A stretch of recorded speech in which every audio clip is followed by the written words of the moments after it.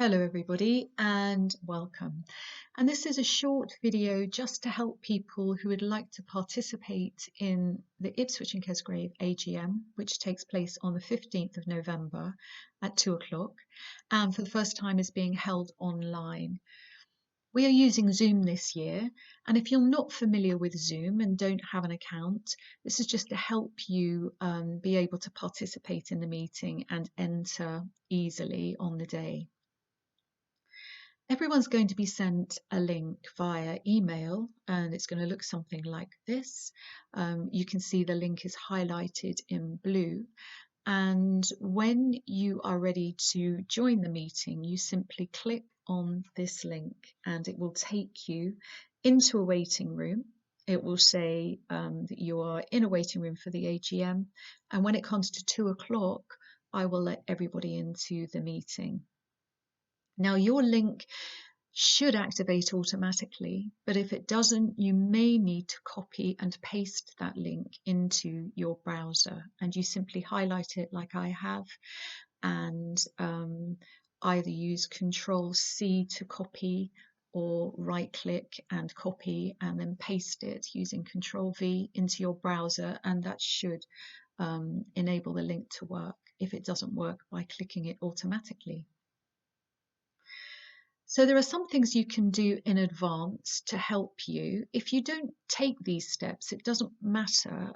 If you don't download Zoom before the meeting, all that will happen is Zoom will ask you to download prior to entry. So if you haven't done anything in advance, it's really worth giving yourself an extra few minutes before you enter the meeting, just in case you have a problem entering. But if you take these steps, it may well help you. So downloading Zoom in advance. Now Zoom is free. It's a free service for the first 20 minutes. So you can open an account without paying. And this is how you download it in advance. If you look at zoom.us/download, type that into your browser and you should get this page, and if you simply click on download, it will download it for you. There's a reminder above that actually if you don't do this, it will ask you the first time you start or join a meeting, it will ask you to do it anyway, but it's worth doing beforehand. So once you've done that, you can set up your own account, you can give yourself a username and a password, and this is what you will be confronted with when you log into Zoom for the first time. This is what your home page will look like. Some of you will already have a Zoom account, and it may be worth checking that you have an up-to-date version of Zoom, because some of the controls do change and have changed from previous versions. So on the top right, you have your profile. Mine is JM. And if I click on that, then I can simply go down and check for updates to check that I have the latest version. And I can see that I have, and that's fine. So in the meeting itself on the day, as I have mentioned before, we are going to be in a waiting room when we click on the link, and we'll be enabled to enter the meeting at 2 o'clock. There is some meeting etiquette just to go over to ensure that everything runs smoothly and as quickly as possible, so we can get on with playing our pairs that are planned for 3 o'clock. So the first one is remaining muted unless you're speaking. This is really important so that we don't disturb anybody else who is speaking. And you will be muted when you enter the meeting automatically. You can unmute yourself, but we do ask that you remain so unless you are requested to speak. You want to raise a question and you're asked, and then you can unmute, and then you can carry on with your question. Otherwise, please remain muted throughout the meeting. If you want to raise a question, the meeting is going on and that something pops into your mind and it's something you want to raise and you don't want to wait to the end of the meeting, you can use the chat function, and I'm going to show you how to use that in a minute. But you can register an advanced question to everybody by typing it into chat while the meeting is going on. And I'm going to show you how to do that. We will have a question and answer session. You will be asked if you have any questions. And if you do, there is a raise hand function, which I'm going to show you.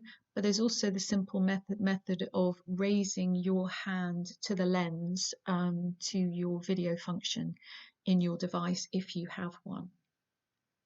So let's go into a meeting and let me show you how to use those simple controls to start with, and then we'll have a look on how we can vote. So I'm going to launch a meeting just for the purposes of showing you how Zoom operates. You won't have any video because I'm recording this on my device, but when you enter a meeting, the parts in my screen that are black will be filled with images of anyone else in that meeting.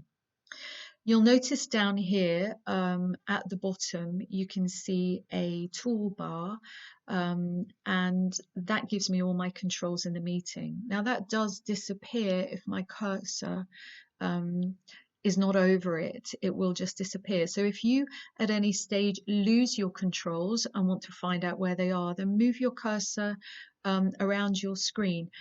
In my device, or on my device, it's at the bottom, but I know some people's devices, iPad users, it may be at the top. So move your cursor around if it disappears, and it should appear for you. On the left hand side, you can see that I am muted at the moment. I have a strike through my microphone, and you will be muted, as I say, when you enter the meeting, and please make sure that you stay that way. I am going to show you a couple of the functions. The first thing I want to show you, though, is how to rename yourself. So when you enter the meeting, you're muted, but your name will appear in the bottom of your image if on the screen, and also in participants on the right-hand side. So if we click on participants, I get a list on the right-hand side of everybody in this meeting. It's only me, so it's just my name. But when you click on it, you will have a list of everybody that's in the meeting. The name that appears is just the name that is registered to that user of Zoom. So if you're using somebody else's account, or you haven't registered yourself with an account, now that might say iPad, or it might give a different name. And it would be very useful for us all to have the correct list of names for people that are in the AGM.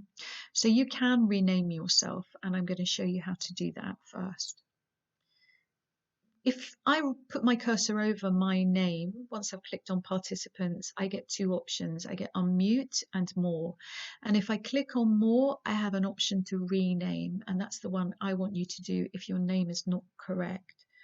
So I click on rename, and I have the option there to type in my correct name and click OK. And that will change your name in the listing, and you can check that that's right.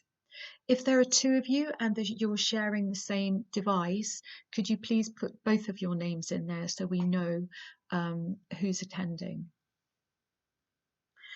So participants, while we're here, it's worth looking at a couple of other functions. When we come to vote, we want to be using, if we can, the non-verbal meeting controls. And when we click on participants, not only do we get a list of names, we also get these controls appearing on my screen on the right-hand side.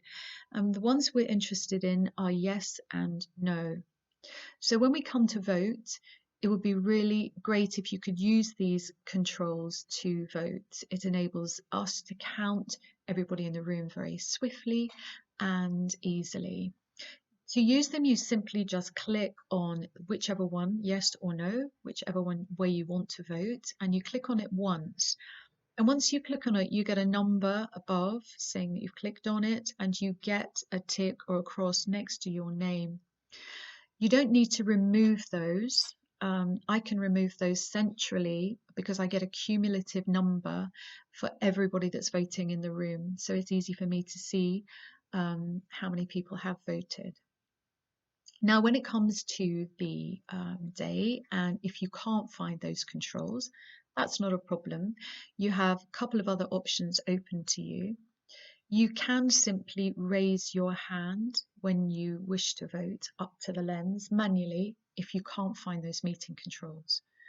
And if you don't have a camera and you don't have any of those controls and you can't find them, you can have one final option, and that is to use chat. And I'm going to show you how to do that now.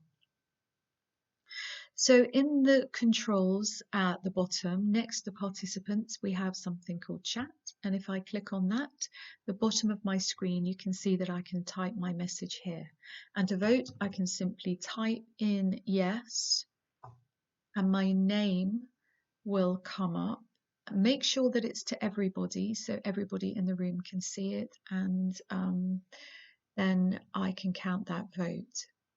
So it's best to choose just one method of those three. The preferred method is to click yes or no. If that's not open to you, then you can raise a hand to your lens in your device. And if you don't have camera activated, you can use the last option, which is to type into chat. Now, if there are two of you on the same device, you can only use one of those controls, yes or no.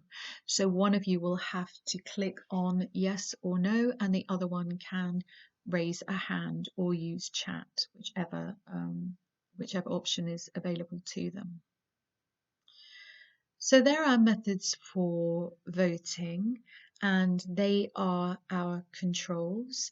It's worth just launching this in advance, playing around with it, and if you have any questions, I'm sure Anne at Ipswich and Kesgrave will be able to help you. So one final thing, let's just go over the meeting etiquette, what we're expecting from the day. So when we join, we will be muted, and we're going to remain that way until we wish to speak. We're going to use the chat function to register an advance question if we wish, or we will simply raise a hand to the camera and wait till we're invited to ask a question, and then we'll unmute ourselves and speak. When it comes to voting, we're going to select one of these options. The preferred one is to click on participants and then use the yes or no functions by just selecting them once. If that option isn't available to us, we can manually raise a hand. And if we don't have a camera enabled, we can use the chat, make sure it's to everyone, and simply type yes or no into the chat and press return, and everyone will see it.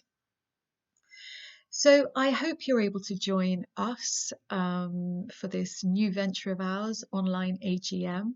If you have any questions, as I've mentioned, please email Ipswich and Kesgrave and we'll be able to help you. And we look forward to seeing you on the 15th.